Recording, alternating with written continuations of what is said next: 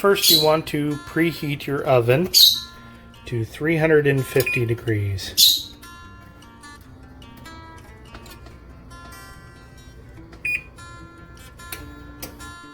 We are making banana bread or apple bread. They're the same recipe, but you just use different fruit.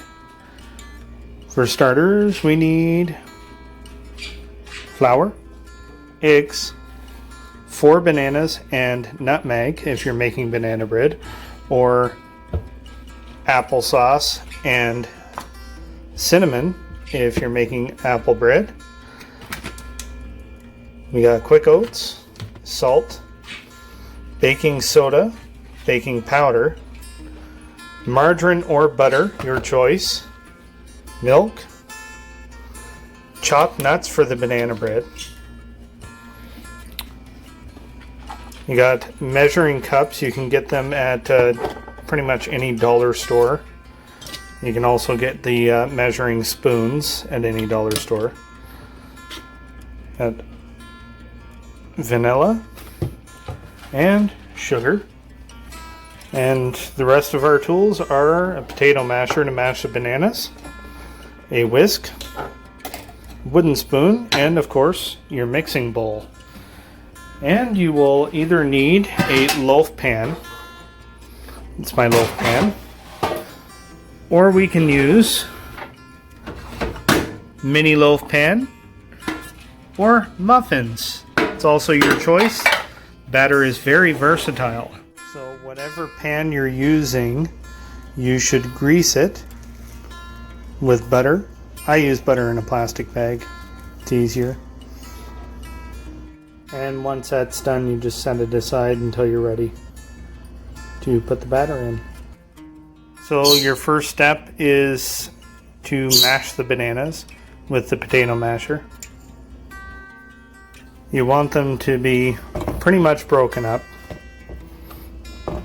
about the same consistency as applesauce. Next, you're going to add 2 eggs. Next, 3/4 cup sugar. Next is a 1/2 cup of milk. Next is a 1/2 cup butter or margarine. I usually melt it before I put it in. Now that we have all the wet ingredients together, let's add a sprinkle of nutmeg.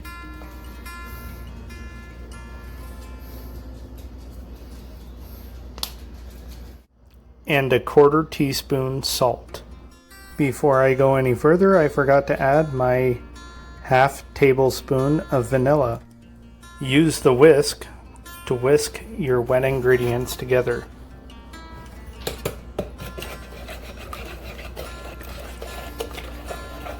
And keep doing it until they are well blended. Our dry ingredients, we start with 1 1/4 cups of flour, 2/3 cup oatmeal, 1 teaspoon baking soda, and 2 teaspoons baking powder. I just thought I'd add that there are a few different variations of the banana bread. You can add chocolate or nuts to it, and in which case you would have to put them in a cup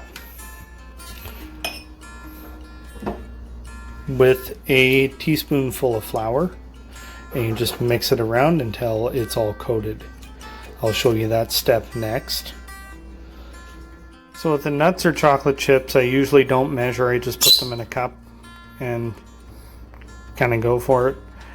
Usually it's about 3/4 of a cup. And you got a spoonful of flour on top. By the way, these are chopped walnuts. That's them all mixed up, all nicely coated. And you just dump them into the batter and you slowly stir them in. You don't want to whisk it too much because it'll knock the flour off, and it keeps them suspended in the batter so that they don't sink to the bottom. That can be quite nasty. They will actually burn if they sink to the bottom. So we're ready to use our greased pan. We got our batter in our bowl. Use the wooden spoon to nicely get it in there. Mine has a spout, so I use the spout.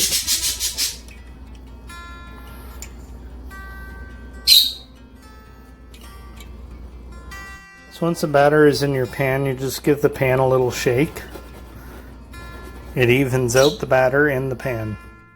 So now that we have everything together and in the pan and the oven is preheated, let's put it in.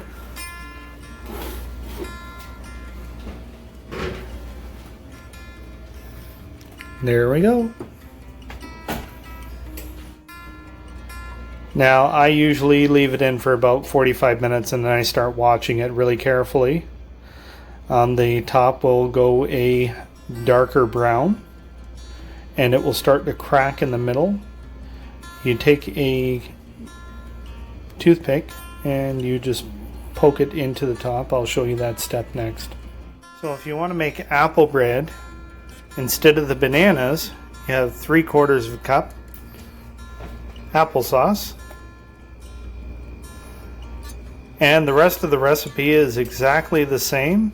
You can put nuts in it if you want, or sometimes I chop up an apple and put some apple chunks in there. It's also nice.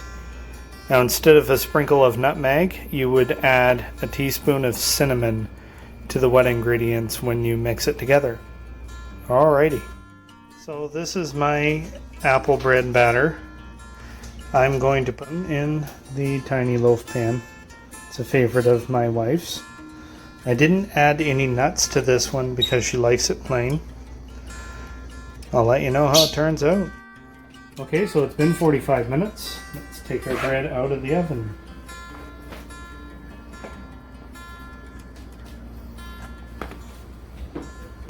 So as you can see, the top of it is turned a little bit golden brown around the edges, and the top has started to crack. Let's use our toothpick to test it to see if it is done. The toothpick comes out clean, like that. No batter sticking to it. It means it's done. Poke it in more than one spot and actually go in the cracks. Oh, there's a little bit of batter on the end. So if you run into that problem, just put it in for another 4 minutes and it should be done. Press stop. So this is our finished product. We're going to be taking it out of the pan now. I go around it with one of these spatulas, like this. And it pulls away from the pan. So you take the loaf pan, grasp it in your hands like this, and give it a good shake like that, and it should pop right out for you. It's time for the taste tester to have a piece. My wife, Alana. Hi. Go ahead.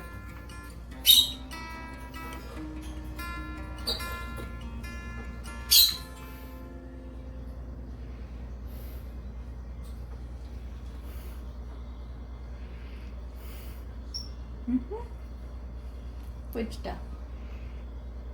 Success.